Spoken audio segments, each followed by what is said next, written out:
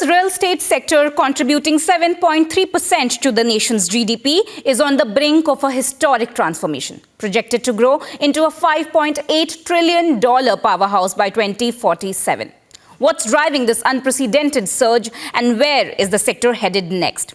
To decode the numbers, trends and challenges and opportunities shaping its future, we are joined by a very special guest, Dr. Niranjan Hiranandani. Welcome, sir. Thank you so much for joining us.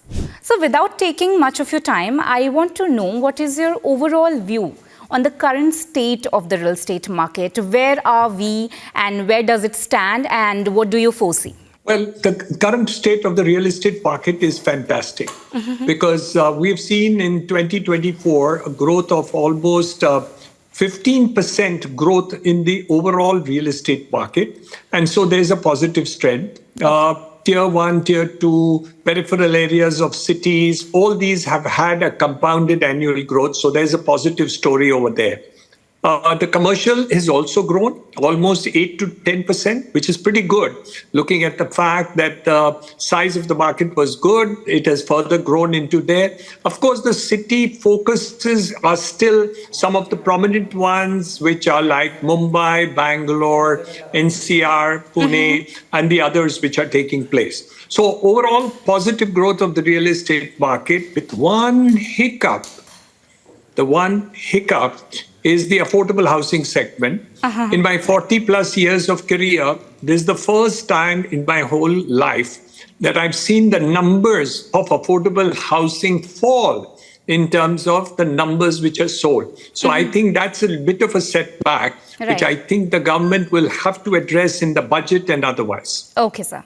So if we compare globally in terms of growth and development with regions like US, China or Dubai for that matter, what do you see? How far are we, sir? So if you look at China, for instance, there's been a negative growth and it will continue to be negative because they have huge amount of surplus unsold stocks in millions. So I think there's a long way to go for as far as the China market is concerned. The real estate market in residential in America is still growing. I don't know the percentage, but it is growing. The commercial market has had a setback. And there is a post-COVID, we have seen the work from home has really increased. And so we see a setback in the commercial market in the US. But otherwise, I would say India is the fastest growing nation in the world, both in terms of overall GDP and also in terms of real estate. I think it is the fastest too.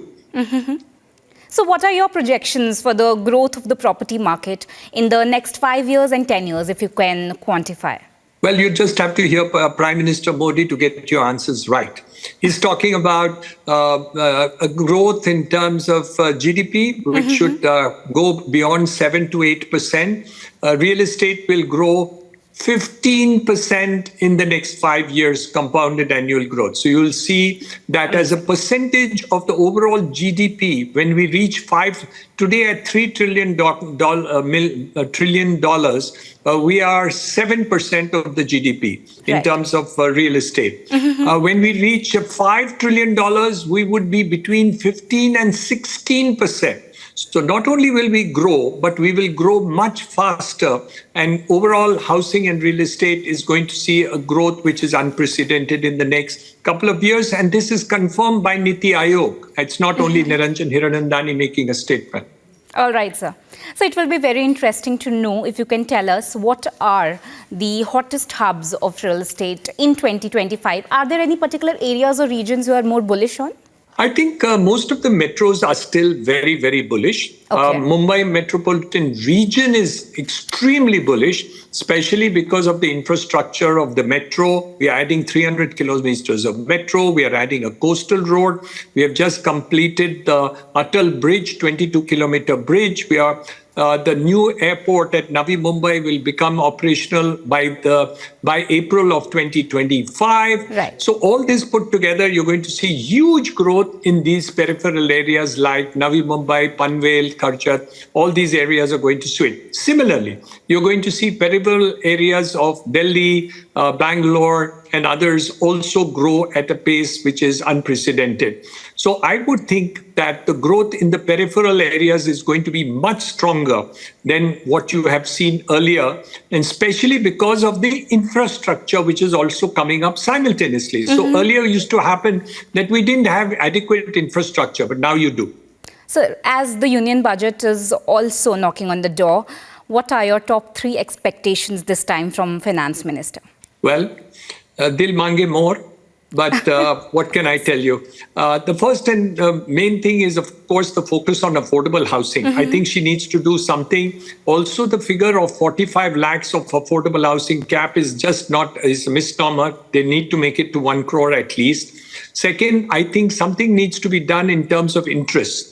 The interest of RBI is not directly under her control, but she's working on it through the PMAY scheme. But she needs to do something in order to reduce interest rates on home loans, especially the long-term effect of all these things. And I think that is extremely important to do. Right. The interest deduction on home loans is still stuck at 2 lakhs of rupees since last 12 years.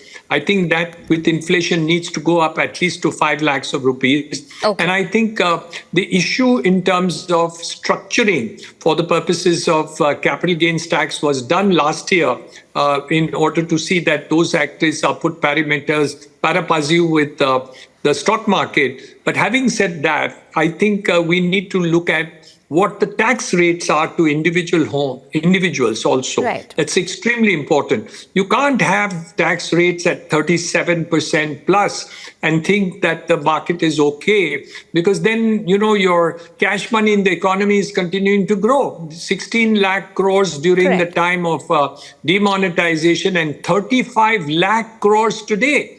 I mean, if you keep the tax rate high, I think you need to restructure the individual tax rates now. Sir, last year's promise of building 3 crore houses under PMAY is massive. Do you think it will be more streamlined in the budget 2025? Because execution is still a question. It's still a concern. Well, in affordable housing, there's always going to be a challenge. Getting land, getting approvals, these are state subjects, so that is a problem. But on the delivery of the money, for the purposes of this, the structure is very sound and honest and transparent and clear. So the the implementation will be easy because the earlier PMAY scheme, which went on for a longer period of time, will do it. So my view is, at least in the urban areas, there's no problem to get the thing done, and I think we'll do it. But I think there's going to be another surprise. The surprise will be elimination of slums in Mumbai. The state government is very strong on the subject. The central government is also looking at it strongly. And I think there will be a strong announcement of the government saying that they're going to invest into the slum redevelopment, similar to what has happened in Dharavi. The state government will probably take it up, and you will be surprised.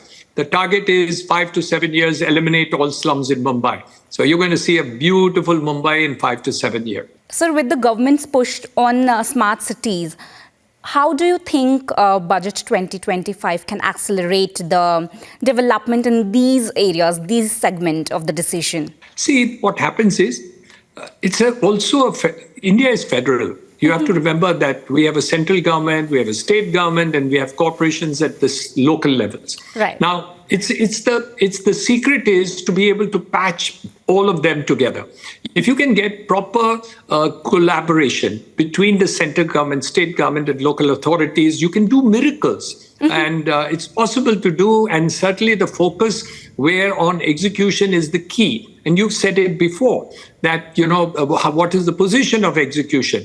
Now, we have shown your Atal Bridge, 22 kilometers, 22,000 crores of rupees, 5 years we completed it. Unbelievable earlier.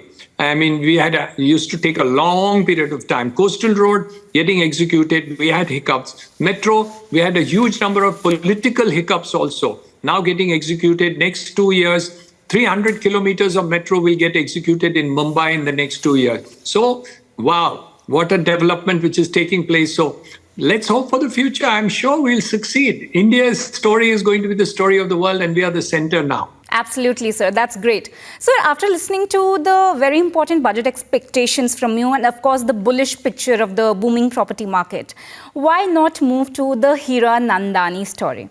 Sir, you have definitely contributed to in shaping the skyline of the country.